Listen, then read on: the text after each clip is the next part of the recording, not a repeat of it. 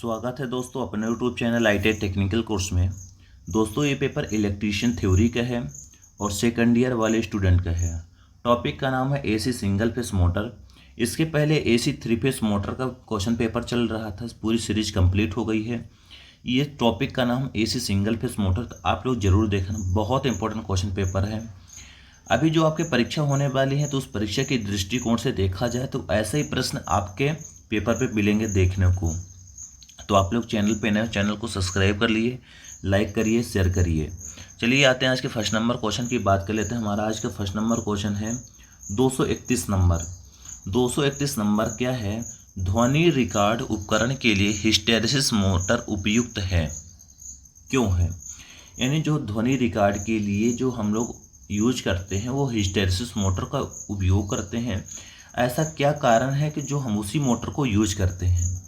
इसका right answer होगा सी number, शांत प्रचालन। सबको मालूम होना चाहिए कि जो हिस्टैरिसीस मोटर होती है, हिस्टैरिसीस मोटर किसी भी प्रकार के शोर नहीं करती, बहुत शांत चलती है, मतलब किसी भी प्रकार की आवाज़ नहीं आती। इसीलिए हम लोग रिकॉर्डिंग के लिए इसी मोटर का यूज करते हैं ताकि किसी भी प्रकार की आवाज़ ना आए।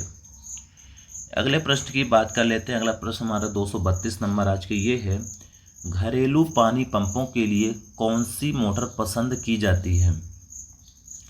जो घरेलू पानी पंप के लिए जो मोटर का यूज करते हैं हम लोग, उस मोटर का नाम ये है कैपेसिटर स्टार्ट मोटर। ठीक, कैपेसिटर स्टार्ट मोटर का उपयोग घरेलू पंप पानी के लिए किया जाता है, क्योंकि यूनिवर्सल मोटर मिक्सर ग्राइंडर में करते हैं, रिपल्सन मोटर अपन लोग रिकॉर्डिंग इंस्ट्रूमेंट में करते हैं, सीटेड मोटर खिलौने में करते हैं, तो कैपेसिटर मोटर ही अपन लोग घरेलू पंप में यूज करेंगे।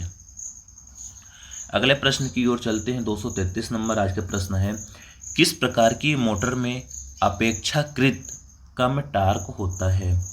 ऐसा कौन सा मोटर है जिसमें अपेक्षाकृत कम टार्क होता है? इसका राइट आंसर होगा डी नंबर करेक्ट, शुरू इंडक्शन रन मोटर। यानी resistance start induction run motor का अपेक्षाकृत कम टार्क होता है। Right answer is D number correct हो जाएगा।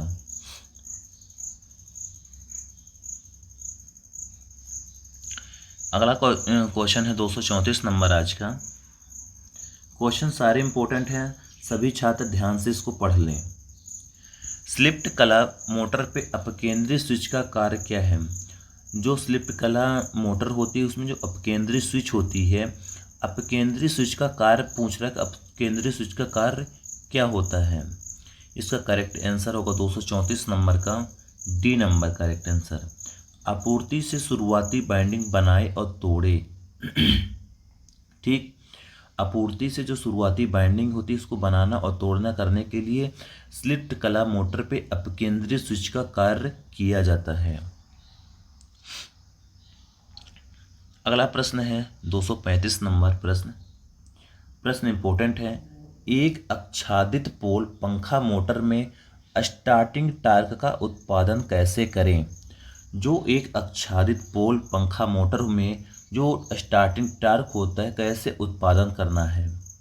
इसका राइट आंसर हो जाएगा ए नंबर करेक्ट, ध्रुव पर छल्ले का उपयोग करना। यूज रिंग ऑन पोल, मतलब जो शेडेड पोल मोटर होती है उसको स्टार्टिंग टार्क बढ़ाने के लिए उसके जो छल्ले पोल होते हैं, पोलों पर छल्ले के रिंग लगा देते हैं शॉर्ट करके, जिससे स्टार्टिंग टार्क बढ़ जाता है। नेक्स्ट प्रश्न है 236 नंबर। हमारा प्रश्न ये है, पंखा मोटर स्टार्टिंग में एक अस्थायी संधारित्र का उपयोग करने का कारण क्या है?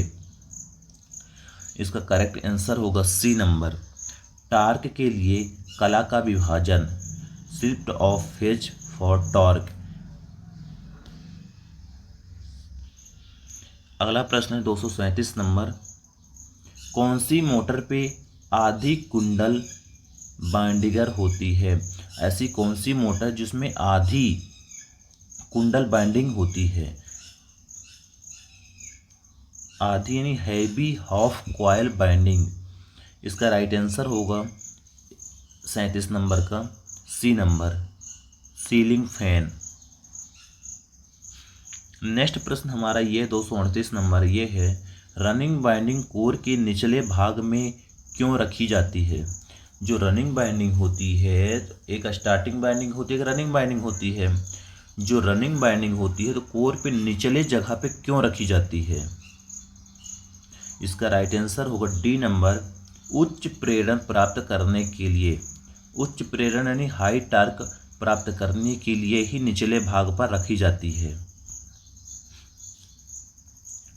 अगला प्रश्न 239 नंबर, आधे कुंडल कनेक्शन में 28 स्लॉट, 14 ध्रुव, 14 कॉइल वाले सीलिंग फैन के लिए स्लॉट की दूरी की गणना करें। इसमें से स्लॉट की दूरी की गणना करना, इसका राइट आंसर होगा 90 डिग्री। नेक्स्ट प्रश्न ये दिया गया 240 नंबर, आच्छादित पोल मोटर का अनुप्रयोग क्या है। आच्छादित पोल जो मोटर होती है यानी शेडेड पोल मोटर जिसको बोलते हैं, इसका राइट आंसर होगा ए नंबर, हेयर ड्रायर में। अगला क्वेश्चन है, हार्ड डिस्क ड्राइव के लिए किस प्रकार के सीलिंग फेज मोटर का उपयोग किया जाता है।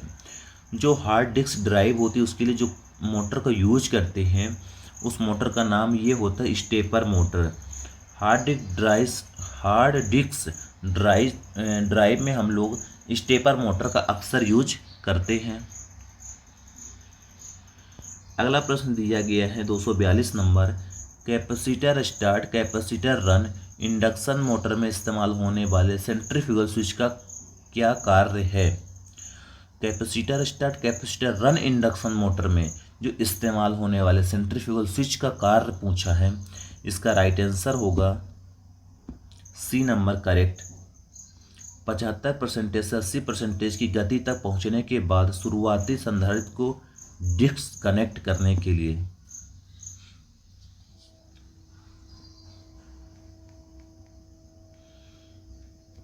नेक्स्ट क्वेश्चन ये दिया गया है, किस प्रकार की सिंगल फेस मोटर का किसी अन्य प्रकार की सिंगल फेस मोटर की तुलना में बहुत अधिक स्टार्टिंग टॉर्क है।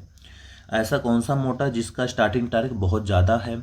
इसका राइट आंसर होगा ए नंबर करेक्ट, यूनिवर्सल मोटर। यानी जो यूनिवर्सल मोटर होती है उसका स्टार्टिंग टॉर्क बहुत ज़्यादा होती है।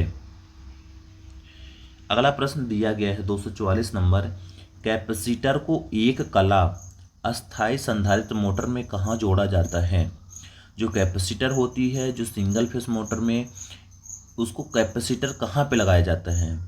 करेक्ट आंसर होगा ए नंबर, स्टार्टिंग बाइंडिंग के सीरीज पे। सबको मालूम होना चाहिए जो single phase motor capacitor start motor होती है उसमें जो कैपेसिटर लगाया जाता है तो स्टार्टिंग बाइंडिंग के सीरीज में कनेक्ट करते हैं।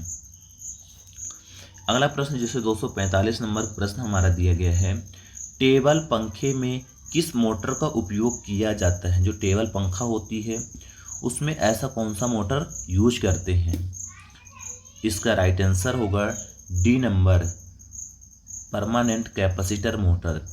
यानी आप टेबल फैन में जो मोटर का यूज करते हो उस फैन का नाम है परमानेंट मोटर। जैसे नेक्स्ट दी है 246 नंबर का, एकल कला मोटर रीबाइंडिंग में कुंडली समूह कनेक्शन गलत तरीके से जुड़ा हुआ है तो क्या प्रभाव होगा। इसका राइट आंसर है मोटर नहीं चलेगी। यदि आपने गलत कनेक्शन कर दोगे तो आपका मोटर नहीं चलेगा। अगला प्रश्न है 247 नंबर, प्रतिकर्षण मोटर में क्या प्रभाव होता है यदि चुंबकीय अक्ष दूसरी तरफ स्थानांतरित हो जाता है। इसका राइट आंसर हो जाएगा, यदि दूसरी तरह चुंबकीय अक्ष स्थानांतरित कर देते हैं तो हमारी जो मोटर की घूमने की दिशा है बदल जाएगी। यानी मैग्नेटिक फ्लक्स की रोटेशन की गति हम बदलकर मोटर की घूमने की दिशा को आसानी से बदल सकते हैं। अगला प्रश्न है 248 नंबर, मोटर शुरू होने के बाद अपकेंद्रित स्विच को डिस्कनेक्ट नहीं किया जाता तो क्या प्रभाव पड़ता है। यदि मोटर बंद हो गया है और अपकेंद्रित स्विच जो है हमारे डिस्कनेक्ट नहीं हुई है, अभी कनेक्ट है, तो उस टाइम पे प्रभाव ये पड़ेगा कि स्टार्टिंग बाइंडिंग जल सकती है। नेक्स्ट क्वेश्चन की ओर चलते हैं। आज का नेक्स्ट क्वेश्चन हमारा ये है, प्रतिकर्षण मोटर यानी रिपल्सन मोटर के रोटेशन की दिशा कैसे उल्टा करना है। सबको मालूम होना चाहिए कि जो रिपल्सन मोटर होती है, प्रतिकर्षण मोटर होती है, उसके घूमने की दिशा को कैसे चेंज कर सकते हो। राइट आंसर होगा ब्रश पोजीशन को चेंज करके। ब्रश जो कार्बन ब्रश होते हैं उसकी पोजीशन को शिफ्ट करके आप रिपल्सन मोटर के घूमने की दिशा बदल सकते हो।